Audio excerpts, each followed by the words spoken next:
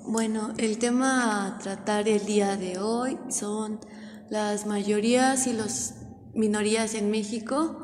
Como primer punto vamos a dar las definiciones sobre las minorías y de acuerdo a Capotorti en el año de 1977 nos dice que es un grupo de personas inferior al número de individuos que se encuentra dentro de una región o de un estado.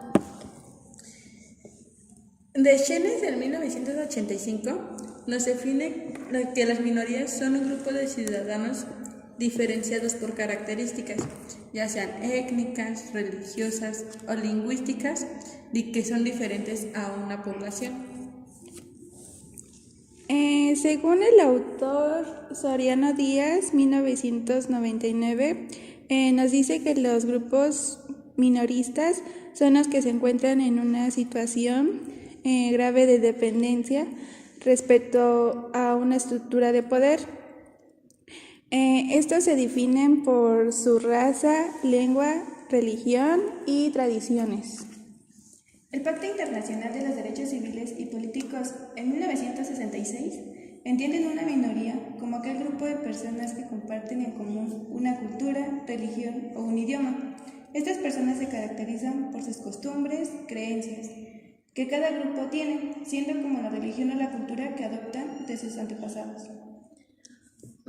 Asimismo, Eide en 1995 nos dice que es la menor parte de la población de un estado que tiene en común características ya sean de religión, etnia, lenguaje o cultura. Giddens en 1994 nos define que son colectivos que se encuentran en inferioridad numérica respecto a otro colectivo mayoritario y tienen un sentimiento de pertenecer a ellos y se encuentran aislados del resto de la sociedad. El autor Paoli, 1977, nos dice que son los grupos cuando los voceros del gobierno hablan de ellos mismos y de los grupos que controlan. Estos son las mayorías. Y cuando hablan de los grupos que no controlan, se refieren a las minorías. Y Rubén Corona nos menciona algunos tipos de minorías. Para comenzar, las étnicas son un grupo de personas que comprenden un conjunto de elementos socioculturales como lengua, tradiciones, creencias religiosas o costumbres. Las religiosas son grupos de personas que son impactados por las creencias donde se refleja su comportamiento ante la sociedad. Lingüísticas son aquel colectivo numéricamente inferior al resto de la población que tienen en común como medio de comunicación natural y de cohesión. Y por último, las nacionales. Estas están formadas por ciudadanos de un estado en posición no dominante que reclaman permanecer a una nación. Algunos tipos de minorías étnicas son los nahuas, los zapotecos, otomís, totonacos, setales, itzotziles, mazatecos, seris, purépechas y los popula. De acuerdo a Tinoco, nos dice que hay maneras de diferenciar las minorías. Estas pueden ser de manera cuantitativa o cualitativa. De manera cuantitativa, pues ya se mencionó anteriormente, es un número inferior de personas al resto total de la población de un estado. Y de manera cualitativa, podemos verlo de manera no dominante, es decir, que este grupo de personas, a pesar de que son pocas o pueden ser muchas asimismo, no ejercen un poder sobre otras personas. Y también tenemos a los grupos minoritarios en cuestión de conciencia o voluntad, es decir, que tienen una idea en común y que buscan preservarla. Y tenemos, como ya mencionaron anteriormente, lo que es la manera lingüística, étnica o cultural, que son los grupos más vulnerables y a los que se deberían de tener con mayor cuidado y deberían de darles mayor importancia. Respecto a este tema, en México, en cambio, ocultan o pretenden ocultar que una minoría muy reducida toma las principales decisiones políticas. Mientras más importantes son los puestos que se deban decidir por la vía electoral, menos intervención tienen las mayorías. ¿Qué quiere decir esto? Hay puestos en que el pueblo alcanza a elegir presidentes municipales, diputados federales o locales. Estos casos son muy pocos. El presidente de la República escoge a su sucesor y los gobernadores de los estados la elección de los miembros del poder legislativo. También hay dos tipos de relación entre mayorías y minorías. La primera se da entre los electores y los partidos que eligen, pierden o ganen, y otra que existe entre la minoría que gobierna y la mayoría gobernada. En la primera, la mayoría es definida por una parte de la ciudadanía que es mayoritaria respecto de otras partes y que por serlo lleva al gobierno a su preferencia política. ¿Qué quiere decir esto? Un partido o una coalición de partidos. Y la segunda, que es la mayoría, este es el pueblo gobernado por una minoría de funcionarios que ocupan los despachos del gobierno y que si bien fueron electos usan y pueden abusar de su poder. Bueno, asimismo, Rivera nos dice que lo sorprendente de las minorías es la capacidad que tienen estos grupos de personas para adaptarse y sobrevivir aún en situaciones muy adversas.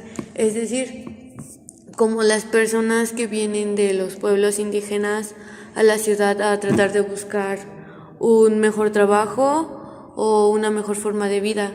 En cambio, hay ocasiones en las que no la tienen debido a que son discriminados en los lugares simple y sencillamente por el lugar de donde vienen o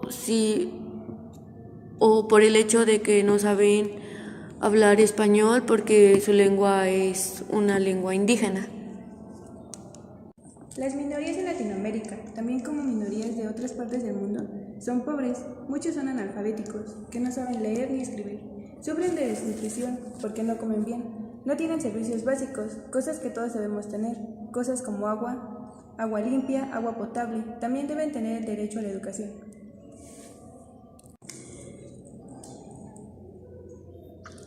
Respecto a las minorías anteriormente mencionadas, existen minorías culturales que se dividen en minorías nacionales que son originarias del país donde viven. De igual manera están las minorías inmigrantes que son provenientes de otros países y se asientan en una nueva región. A principios del siglo XX, las minorías eran culturales y eran muy discriminadas por las mayorías culturales. Varios grupos indígenas, urbanos, entre otros, estaban a punto de desaparecer. Por eso se decidió preservar y proteger a estos grupos indígenas. Para el autor Moscovici nos habla de las minorías activas en la psicología social. Estas se refieren a los grupos minoritarios que innovan y propugnan el cambio social.